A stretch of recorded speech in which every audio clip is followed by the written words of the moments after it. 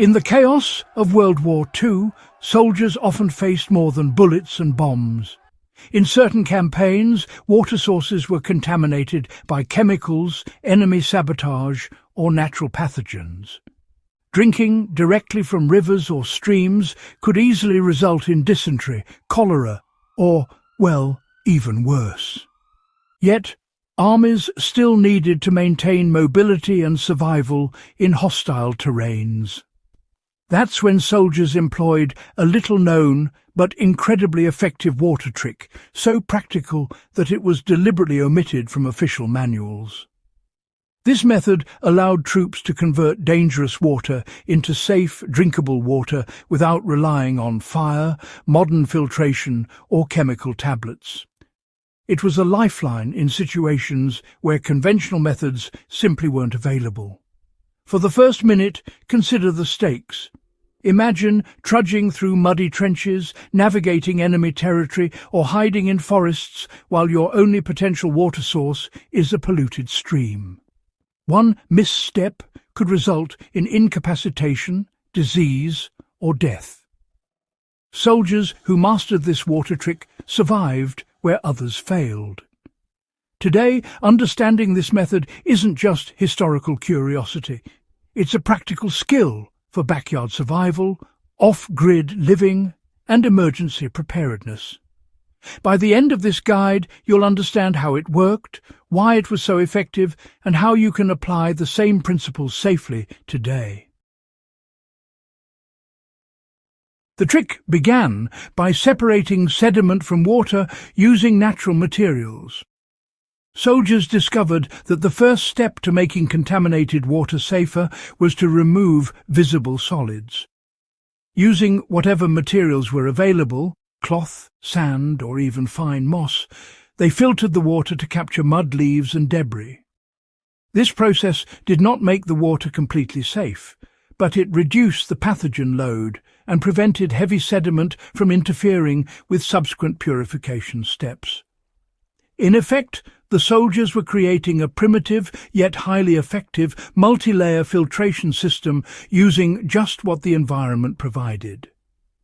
You can apply this principle at home or in the backyard. For instance, if you're collecting rainwater or using pond water for emergency survival, start by filtering through a clean cloth or sand layer.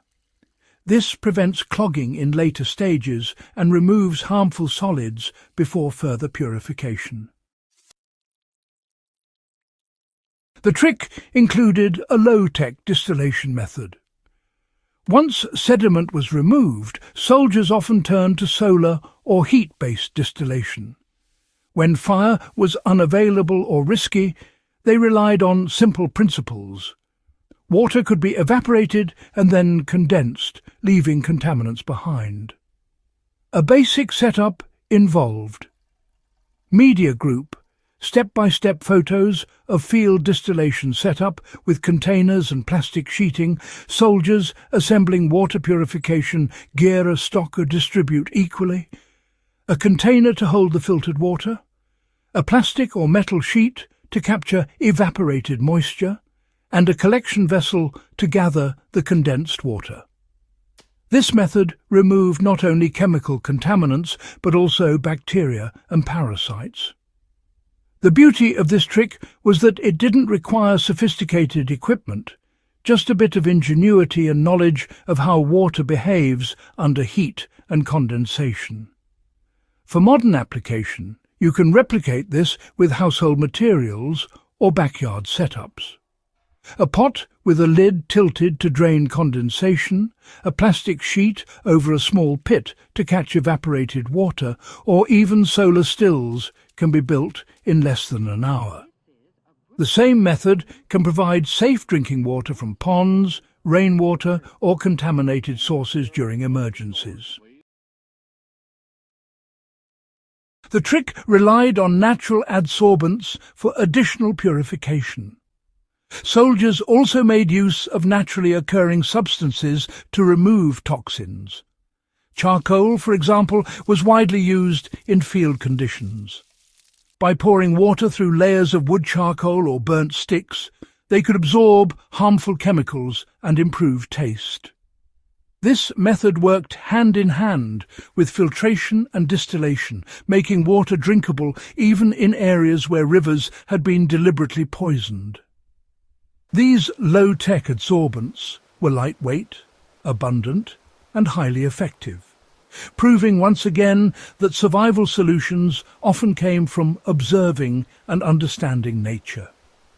At home, charcoal from a fireplace or a burned branch can be crushed and used as a makeshift filter. Combine it with cloth or sand layers to build a simple but effective purification column. This is a direct application of the same World War II principle, ensuring that backyard survival setups can handle less than perfect water. One of the key reasons this water trick was so effective is that soldiers didn't rely on a single step. Filtration, distillation, and adsorption were used together. Water was often processed multiple times to ensure maximum safety. The technique required patience and attention to detail. A single shortcut could result in illness, but it was remarkably effective when applied correctly. Soldiers who understood this principle survived long marches, harsh weather, and dangerous conditions where others would have succumbed to contaminated water. Today, this teaches a vital lesson for survival and preparedness. Never assume one method is enough for contaminated water. Layer filtration, distillation, and adsorption to maximize safety, even if you have modern tools like tablets or pumps. Combining methods ensures reliability in any situation.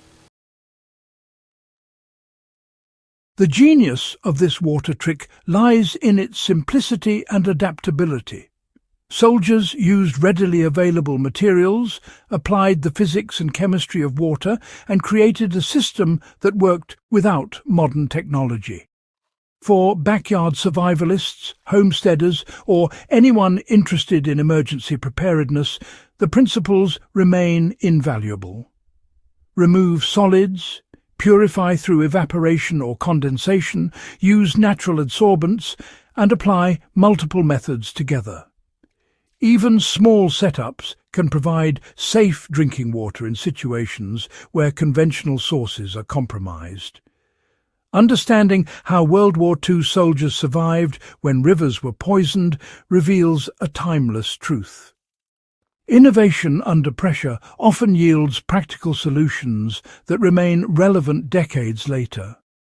By adopting these principles, you can ensure access to safe water in your own backyard, off-grid retreat, or emergency scenario, using nothing more than observation, patience, and resourcefulness.